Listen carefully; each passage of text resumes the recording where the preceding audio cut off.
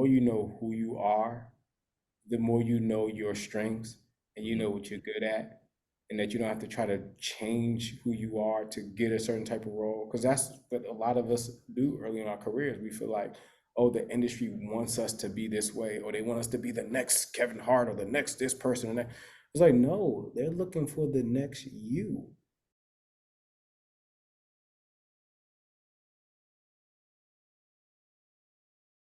Who is Mark McKinnon? Wow, that is a very difficult question. Who is Mark McKinnon? Mark McKinnon first is a man of faith. I always start off with that man of faith. I love God. I worship God. My life is led by Him. I'm a man of faith. I consider myself a leader. In all aspects of life. Whether it was when I was playing sports, I was always like the team captain. I was always some type of leading capacity. But I'm also an acting coach. I'm an actor. I'm an acting coach. And I'm someone who just love purpose. I'm all about purpose. Like I'm big on my own purpose, but I love helping other people find their purpose. So in a nutshell, that's who Mark McKinnon is. Okay, and so you're an actor and you're also an acting coach, Yes. and you have your own acting studio. Yes. But before we get to the acting studio, how did you get into acting? Oh, really good question. So it started with me back in high school. I was supporting a friend going to the fall drama auditions. Back then you was able to sit in on auditions, watch everybody, do their thing. And the drama teacher came out to the waiting room and she saw me. She said, "Mark, like we need you to audition." I was like, "Oh, I'm not an actor. I'm an athlete. I don't do acting. This is not what I do." And she's like, Right. "But you took my, elective. Why don't you just come on out? Like, we could really use you." So I said, "You know what? Why not? Let me just go ahead and do it." I ended up booking the lead role. And what made me really take acting serious, so at that time, my school was like predominantly like Caucasian, you know what I'm saying? And it was only but a few of us. And when I did the play that following year, so many black people came out to like audition and be a part, even the athletes. So Oh when I wow. first did the show, the athletes came out, they laughing at me, making fun of me, teasing me in practices. But that next year, so many of those folks came out and said, "I want to be a part." So much so that the school actually awarded me with a community award, so for doing that social change. And when I saw that, I said, "Wow!" Like me just taking that step, it caused a major community change. I said, "Okay, I think I'm gonna go deeper into acting," and that's what led me to go to Howard University. And to be honest, Howard wasn't my first choice at first, because I was big on football back then, and I was looking at football schools, but most of the football schools that were recruiting me, they only had classical training. They didn't have contemporary, everything was classical. But then when I found out about Howard, I said, okay, they're doing plays for us. They're doing plays that talk about the life and the background of people like us. And I said, I like that. And also my mom worked there. So I said, okay, if I go there, my mom works there, which means tuition will be free. So Right. it's like having a scholarship, so it all came around full circle. And when I went to audition, because for Howard, you got to audition to be in their program. And so I went to the audition. They looked at me and it was like, "You play sports, don't you?" I was like, "Absolutely." They was like, "You're gonna have to stop playing sports." And I said, "What do you mean? No, I'm gonna manage both. Trust me, I'll work hard. I'll make it happen." It was like, "No, we've never had somebody who can manage both. Trust me, it's very, very difficult. Matter of fact, it's impossible." And I was like, "Well, I'm gonna be the first. I'm gonna make it happen." Yeah. And very shortly after I got into the program, I walked onto the football team, and we had, in football, if you have a bad practice that morning, what happens? Like you got to come back that same night. And I Right. happened to have a rehearsal already scheduled for like the theater arts program, and that's when I started seeing that riffraff. And so I put my cleats away and said, "You know what? Like I came to school for this. Like let me just focus on this." Wow. And that's kind of how I got started in acting. I graduated from Howard University, and was able to get my BFA in theater arts. Wow. Well, that's pretty cool that for one, early on, you were able to, the domino effect of you acting inspired others to want to get into the field of acting as well. It does kind of suck a little bit that you had to set aside one dream for now a new dream, which at Right. the time you probably didn't even realize would become something that you'd want to continue on with. But yeah, it's crazy how these things happen, and there's these pivotal moments that you don't realize, but it's a part of your life's journey. Um, Absolutely. So let's get a little bit into your acting studio. You have a acting studio, McKinnon Acting Studio. Can you tell us a little bit about what it is that you teach to actors who come to your studio and want to grow and learn? Yeah, of course. Like, I actually started the studio because as a working actor myself, like in the Washington, D.C. area, I felt stuck. I saw a lot of the industrials, saw a lot of commercials, a few films that came in, but I wasn't seeing like these shows like you see, I wasn't seeing those type of opportunities Right. available here, and I was like, how come, like, why am I not seeing these things? And so through trial and error, I failed. I spent a lot of money on programs that was like a waste of time and money, and I finally made my way to New York. And when I got myself to New York, the very first program that finally introduced me to how this works was called One-on-One NYC in New York. That was the first program I got into, and it hit me. I was like, wait a minute, this is all I need to do. And that's what I try to tell my students all the time. It's very simple what you have to do to position yourself. Heather could tell you that, it's very simple what you got to do. All you got to do, what I'm saying, is very, very simple math what we teach here. And it's like losing weight. All you got to do is work out and eat right. Like, that's it. Like, Mm. that's all you have to do. But that's the hard part. You actually have to be in the gym. You actually have to be disciplined in your diet. But when I found out what it took to actually position myself to be on these shows that we see on the major networks and the studio future films, I got it. And I said, no one's teaching that back at home in the Washington, D.C. area. And so in 2012, that's why I say, you know what, I just started off teaching the business side of acting. Come to me if you want career consultation. And my very first student, his name was Cedric Stewart. We had did an industrial together locally, and he saw that I was already making my rounds in New York. I already had like a few national commercials, and everything was flowing. And he was like, "Give me some advice." I gave him some advice. Was able to connect him to an agent, and then literally within 6 months, he booked a recurring guest star on Tyler Perry for Better or Worse. Then Wow. right after that, he booked Banshee. So when I saw that happen, I was like, "Oh, this actually is a thing." And then that just led to more people wanting to come. Next, we started off with 4 people, and then it just grew into, at one point, we was averaging close to 100 people per week at our studio, just giving them this game plan. And I tell people all the time, when you look at our studio page, whether it's on social media or our site, you'll see a lot of people who just started acting. They just got into acting. And you see them auditioning now for these major network TV shows because of the program that we introduced on the business side. Mhm. But of course, we also teach on-camera acting, because a lot of people don't know that DC is the third biggest theater town in the United States.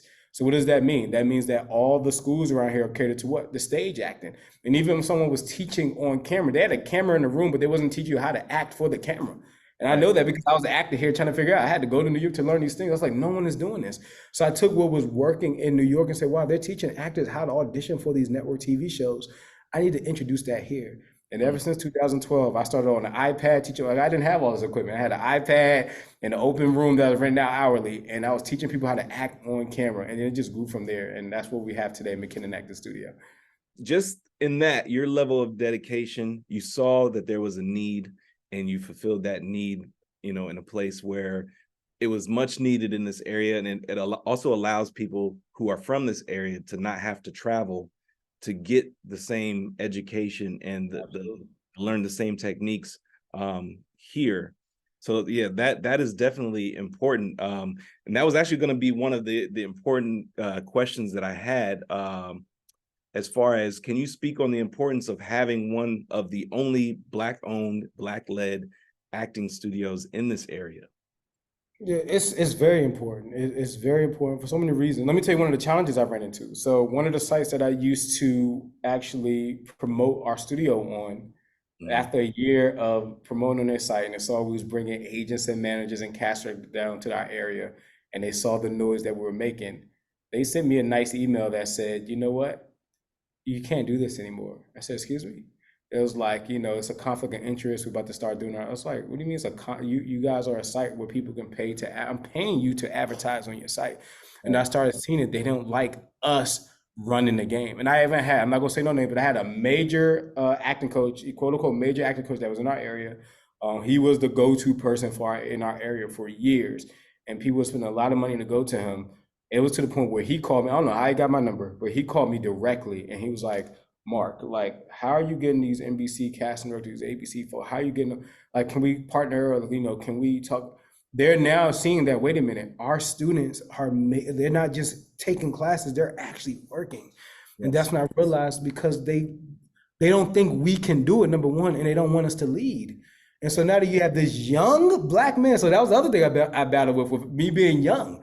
And I'll never forget, it was the Actor Center. Actor Center, a great community program here in the Washington, D.C. area that offers free classes. So they partnered with our studio and said, hey, we want you to teach some classes here. I said, let's do it. And one of their classes was full of senior citizens. And it wasn't our people. It was full of other people, and they came in the nose all up and kind of like, "What are you going to teach me?"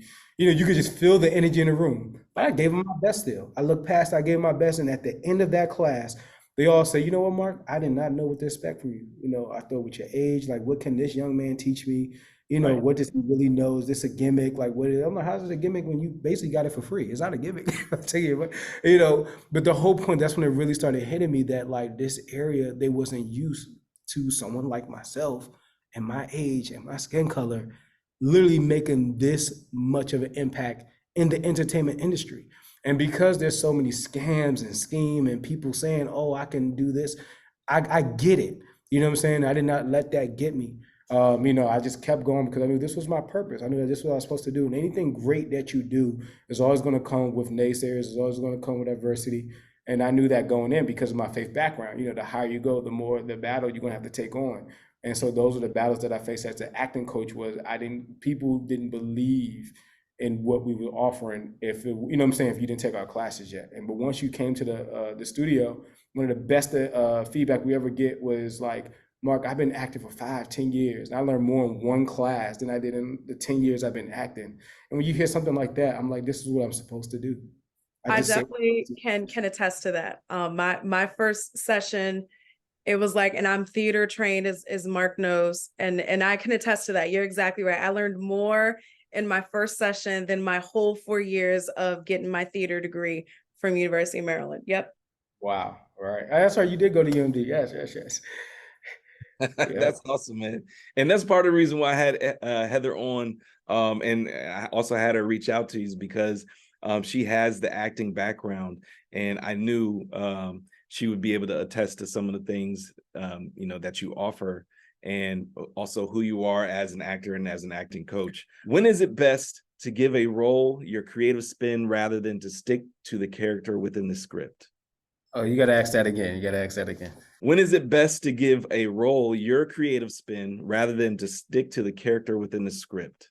I can answer this first for television, like with TV. Now, if you're playing like a major like guest star role or series regular role, you normally have creative control in a sense to kind of put your own creative ideas to the character. If you think about it, when writers write TV shows, right, the show is not complete. It's not finished. They're writing a skeleton and writing the start of it to see who they're going to cast, and then the writers are writing around your strengths. You know what I'm saying? So that's what they're writing on. So when it comes to those leading characters, you have a lot more leeway in saying, hey, it's more of a collaborative effort, if you will, when it comes to those roles. Now, if you're like a co-star role, like you have 1 to 5 lines, or even a smaller guest star roles, you kind of want to, be confident who you are, bring yourself to it, but you kind of want to be very careful about how creative you get with the character, because those roles are meant to just give information and keep things moving. So that's why I always try to tell people when it comes to television, is to kind of understand the difference between when you have a smaller part and when you have a leading role.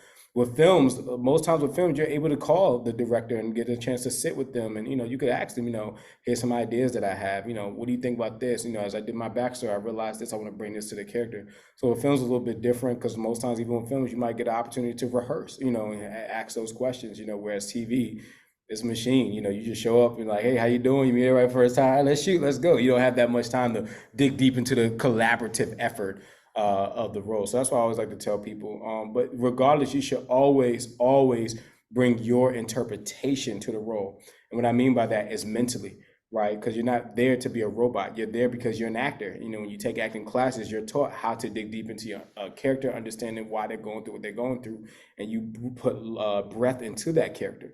So when you understand that, you should always have choices. That's one of the biggest things we teach here when it comes to auditioning. The number one thing you do is not necessarily having your lines memorized. It's showing up with choices. If you have choices and you're confident, that right there, even if you flub a line or you mess up a moment, they're still going to we know what we can do with this person. Right. So that's why I tell people all the time that, it depends on the level of role that you have. Okay. Can you speak on showing up, having confidence, and being consistent as an actor? Are you asking me in general, or like just actors in general? Actors in general. Right. It's the thing is with you, I always like to ask someone, I always say, well, what are you nervous about? Because every audition you have, there may be something different that you're nervous about. Are you nervous about the casting director in the room? Are you nervous because you know that this Denzel Washington's going to be in the movie? You know, like, what are you nervous about? Are you nervous because you know you didn't study? You didn't have time to study your craft, or you don't know your lines. So when you can pinpoint why you're nervous before every audition, it will help you put more focus into that. So that way you can kind of mentally do some activities and exercise to help you release that energy. Because no matter what, you're always going to be nervous. And so you have to do whatever you can to, even if you got to fake it, to be as confident as you can. And so one of the things that I've learned to do was act like I don't care. Like, think about when you went on that date, right? You go on a date, if it's with somebody that you like, I really want to get a second date with this person, I really want this person to be mine. You make sure everything is perfect. You don't want one piece of hair wrong. You make sure everything is right. And that's when you make the most mistakes. But let it be somebody that you know, I was bored. I just wanted to hang out. Why not? You don't care if you have spaghetti stain on your shirt. You're like, look, and that's the freedom that they want you to have in the room. Confidence is not about being the strongest actor in the room. Confidence is being okay with doing nothing. You're trusting that the lines are enough. You're trusting that the work and the training that you have over the years is going to carry you through the room. You know what I'm saying? So when you go into an audition with that mindset, it just brings another level of just confidence. That's something that over the past 6 weeks in my advanced acting course, master class, one of the things I've been teaching and focused on is freedom in your performance and confidence. So we went through a series of exercises every week for the past 6 weeks on what does it take. And when those actors got to their final, it was amazing to see how people who used to be super nervous in the classroom, or people, even if they were good, you just saw another level of performance just break out of everyone. Because why? The mentality of this is all you have to really do to find confidence. Because we hear that all the time, be confident. But what does that really mean? You know what I'm saying? You got to be confident in the room. Okay, I'm standing there, I'm not shaking. That's still not enough. But when you understand what makes you like nervous, and then you can focus on the troubleshoot for that. I want to give Heather a chance to ask a question, because I'm sure she's full of questions. Go ahead, Heather. Can you tell by my face? No. So the only question I had for you is, how do you, as Mark McKinnon, turn off the light switch of CEO, founder, acting coach, and turn on actor? So how do you turn the business side off into you and turn on Mark when it is time for you to audition, for you to get that call back, that pin? What is your process? What does that look like? It was tough for so many years. It was to the point where I worried about everyone else so much that I was lacking my own like journey. It was to the point where after a while I was like, wait a minute, I'm coaching everybody else how to get to these guest stars. I'm not doing it, Right. And I remember this before the pandemic. I remember being in the waiting room in New York, in the audition room, on my phone, responding to emails for clients to make sure that they got their script, or make sure I'm responding to their questions while I'm in the waiting room. But another thing that I realized I was doing wrong was I wasn't training myself. I'm so busy teaching in my mind, because you're teaching and you're working on script in your mind, you're like, I'm doing it, I'm in it. But it's not. And every coach that ever worked here, I told him, I was like, do not fall into that trap. Because you feel like you're coaching an actor, or because you feel like you're reading a script with an actor, on a daily basis, week by week, does not mean that you're training yourself. So one way that I helped balance that was I started putting myself back in the classes daily. I started making sure that I was being a doer of the word that I preach, here at the studio. And once I started doing that, it changed. Another thing that I ran into, because Mark McKinnon as the coach started outshining Mark McKinnon as an actor. Acting is like my priority. That's the main thing that I do. And it really hit me when I had quite a few directors in our area that would come to me doing a SAG film. Hey, Mark, we're looking for some actors. Do you know anyone that is available for the role? I'm like, it's like, hello. And that's when it really started hitting me. I was like, wow, maybe I'm not marketing myself enough as an actor. People respect and know me as a coach. And I'm thankful to God, because this is my purpose. I get it. But my passion is acting. Right. Why wasn't they calling me and saying, hey, Mark, we got a role for you. Do you want to audition? If you can't do it, who else do you have? You know, and that's when I realized, okay, I don't think I'm making enough noise as an actor, you know what I'm saying, in this world. And then because I also was stuck in my co-star role, a lot of people wasn't seeing me act. So not only was I not training, but I also had a lot of parts where I'm saying a couple of lines. So people are not seeing my depth at all. They didn't know theater Mark when I was doing theater Mark. They didn't know that Mark. You know, so that's when I started talking to my manager and saying, hey, like, you know, I really want to get more into films. I really want to do more of this so I can show my range, even if it's local, independent. I got to start stretching myself as an actor. And that's what kind of opened that door. So to answer your question, Heather, like it took me treating myself like an actor and not like a coach that already have done it and all I got to do is show up. No, I had to get back under that microscope and get training and fail and get coaches yelling at me. And another thing that I hated with a passion when I would go take an acting class in New York, and like someone would notice, like, wait, aren't you Mark that run the studio? Why would you say that? Now the coach is going to look at me with a different eye, and I'm gonna call her out. But Chantel Maurice, that is my homie, phenomenal actress. She is killing the game right now. But she, this is years ago. She probably remember this is like in 2015. We was taking this Kim Hardin workshop in New York. And I'm sitting in the back, just mingling with everybody. I just want to be an actor to learn. And they asked us, what inspires you? You know, what gets you going? And she started saying all these different things. And she's like, and then people like Mark, who has his own actor studio in DC. And like, you know, I'm sitting like, why'd you say that? So now everybody looking, it's time for me to get up on stage and perform. They're looking at me like, what this acting coach going to do? And that like adds another level of pressure and like, oh God, I got to be perfect now, you know, but all in all, the bottom line is I realized that I had to remember that I am an actor, you know, and when I remembered that, it helped me market myself differently, number one. But two, I started respecting the craft again for myself. Are there any other things as an actor, as an actor, that you've experienced or that you feel that you might need to give more strength to or give more time to? As an actor? Physical fitness. You know, one thing I learned is that, you know, when you are leading man, you have to be the guy that every man wants to be. You have to be the guy that every woman wants to be around and listen to. And you have to be the person that everyone wants to learn from. You know, we think of the people who are leading, that is a part of the journey. Now, that doesn't mean every leading role is someone who's like super fit, right? There's people all the time, like a Forrest Whitaker. He's not super fit, but he's one of the most respected actors right out there. You know, but for the types of roles that I'm considered for, the type of people I'm going against when I am going for roles, they're in top shape. Mm-hmm. And I had a client, he booked the lead role in this it was a BT film, and there was a scene where they asked him, they said, hey, you know, for this scene when you're talking to her in the bedroom, we want you to just have your shirt off. And he was like, why? You know, and they was like, that's what we want. But there was like no reason. There was like, that's just what we want. And he fought tooth and nails. And the director said, listen, if you want to work in this industry as this type of character, this type of role, and he was like, I learned it from Will Smith, like you have to have your package right for these type of roles. You just have to. It's not a, you should, it's, you have to. Because what is TV? And this is what changed my career over the last year and a half. TV is all about sex appeal and edge. Mm-hmm.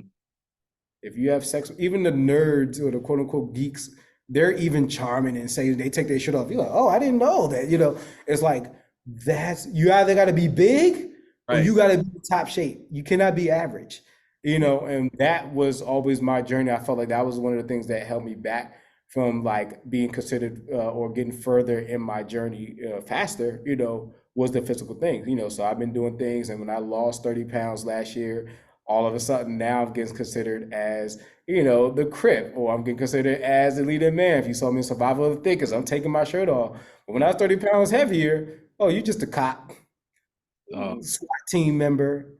You know, it was like, those are good. I got my career started, but it was like, but there was no depth to those things, you know. So it's crazy how losing 30 pounds opened those doors. I'm like, oh, that was only 30 pounds. What if I lose another 20? And that's the journey I'm on now, is getting to that next 20, you know. And if you think about the actors who get direct offers, even when you think about independent films, right? They're always just offering the roles to the people who just, it don't matter their acting talent or level. If you look good, all they ask is, are you available? Read this for us real quick. All right, yeah, you good. All right, cool. But if you don't have your look and that charm right, it's like, you got to prove your talent. You got to show them that you're the best actor in the world, you know. And it's like, why not make your job easier, you know? So it has a lot to do with physical appearance and learning to accept that you're going to be judged as soon as you walk in the door for an audition, before you even open your mouth. Your appearance comes first, and then after that is your acting ability. But we do that every day. Think about when you're in a restaurant, you see somebody who's just well in shape come in, we all go like, wow, he's disciplined. We Right. respect, and let a young lady come. It's the same thing. It's like, wow, what do you do? Wow, what is your workout? That's the first thing we think about when we see somebody. Like, well, why do we ask that? Because we know we got to do better ourselves, And so imagine when you walk into an audition room, they're already thinking like, oh, we're gonna have the ladies going crazy over this guy, or it's a beautiful young lady. Oh yeah, she has it. And I've seen that happen on the casting side so many times where you see people get the role strictly because of their appearance. If you receive a call back from an audition, how should you be prepared once you receive that call back? Like, what's the next step as an actor? Really good question. One thing I tell folks all the time, because the difference is when you're doing your initial audition, we try to teach people like don't put the pressure on being fully off book. If you can, great.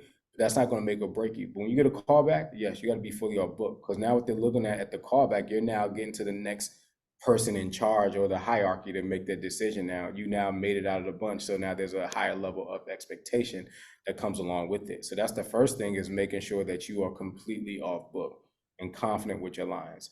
Secondly, you got to really make sure and understand that don't change what worked for you in the initial audition. A lot of times people always try to, well, now that I got the role, I think I'm going to show them this side of me now. No, like one example I always like to bring up, imagine that you bring your partner, to, no, you go to, let's say you go to a car lot, right? And you see this beautiful, like Mercedes, got all the bells and whistles, the color you want, everything. You're like, oh, I want this. Let me go talk to my partner and see, can we make this purchase? Like, and then you go get your partner, you come back, and you're like, can you bring that car back out? And they bring something different out. Right. You're like, okay, that's nice, but no, what happened to the thing that I like fell in love with? And that's what we sometimes do as actors is, all right, the casting is ready to show the director, let me show you this amazing actor that made some amazing choices. And then you showed them something different. Now that you show them something different, they're like, that's not what got me hyped about you. Like, what happened? And it's hard because you're also taught, try not to repeat what you did last time. So yes, you still have to keep it fresh and you still got to be present, but don't try to come up with some creative idea with how you're going to do the audition differently because you got a callback. You're like, okay, I got a little more permission to know. Try your best to stick to the game plan that you have while being present at the same time. Yeah, I love that answer. Heather, do you have a question for Mark? Mark, you already know how I feel about you and your studio, and I've already told Kev, like, just what your studio has done for me in my career. But since you asked, I do have one question. What do you think is the biggest takeaway that you want an actor who is either moving forward from the studio, moving to another area, to another another market? What do you want? What is that takeaway that you want an actor to have when they move forward from McKinnon Acting Studio? I think the biggest thing that I want an actor to have is really knowing who you are. And I know it sounds cliche, but it's so true into the science and the mindset of really knowing who you are. Because the more you know who you are, the more you know your strengths and you know what you're good at, and that you don't have to try to change who you are to get a certain type of role. Because that's what a lot of us do early in our careers. We feel like, oh, the industry wants us to be this way, or they want us to be the next Kevin Hart or the next this person. And that. It's like, no, they're looking for the next you.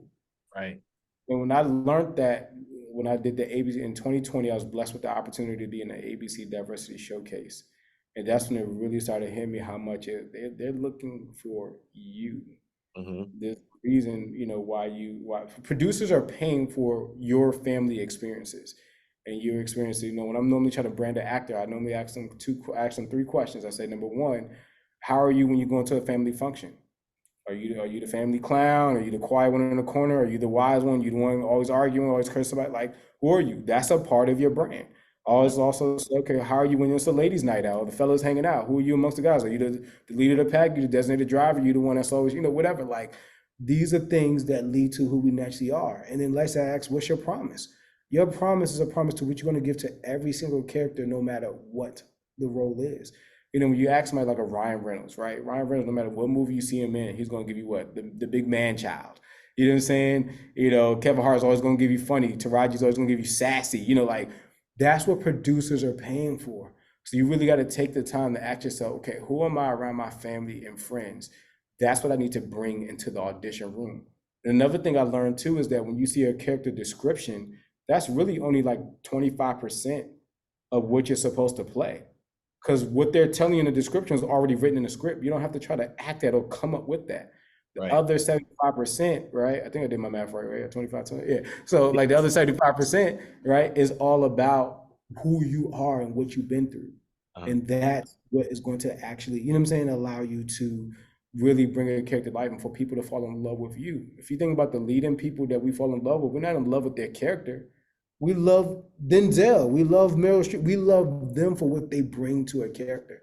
And that's what I try to encourage actors, no matter where they train at, no matter where they go, wherever their career takes them. Like how Heather, she just dominated this area and then left and then went to New York and started dominating there in Atlanta, you know, but she's always her and people love her. Every time Heather's name come up, oh, we love Heather. Oh my God, Heather is amazing. Like they fell in love with her. You know what I'm saying? And that's what I try to get actors to understand. But I want you to walk away with anything from here is be true to who you are and don't try to change that for nobody. Yeah, I love that. I love that. So lastly, we give a final word to each of our guests, whether it be a quote, a piece of advice, or words of encouragement. If there's anything that you would like to say to the audience, now is the time. I'll say my favorite quote. You're the average sum of the 5 people you hang around the most. Love it. When you look at your circle and you look at who you're hanging around and their habits or their direction, you know, I started hanging around more millionaires lately. And, you know, like I have a lot of millionaire friends and big brothers now, and the conversations are different. So now I'm thinking and moving differently financially, you know. And from, you know, when I was ready to start getting serious about being in shape, I started making sure I connect to my clients. I'm like, oh, you're in shape. Like you start to develop those habits. So you know, that's my advice and my quote to you is just making sure you look at the 5 people you hang around the most and look at their direction, look at their financial status, look at their habits, and then take a look back at your life and say, okay, am I actually comfortable in this same area? You know what I'm saying? And then also, like, you should not be the smartest one in your circle. You always want to be willing to be learning from someone else in your circle, because that way you're always growing. And I fell into that trap, you know? And so that's why you want to make sure, those are my 2 advice. It really comes down to who's your circle. Well, thank you so much, Mark McKinnon. We appreciate your time. Honored. Thank you. We appreciate your knowledge, your expertise, and also the fact that you are giving back to the community. Thank you so much for that. We truly, truly appreciate it. Mark McKinnon, everybody. Yes.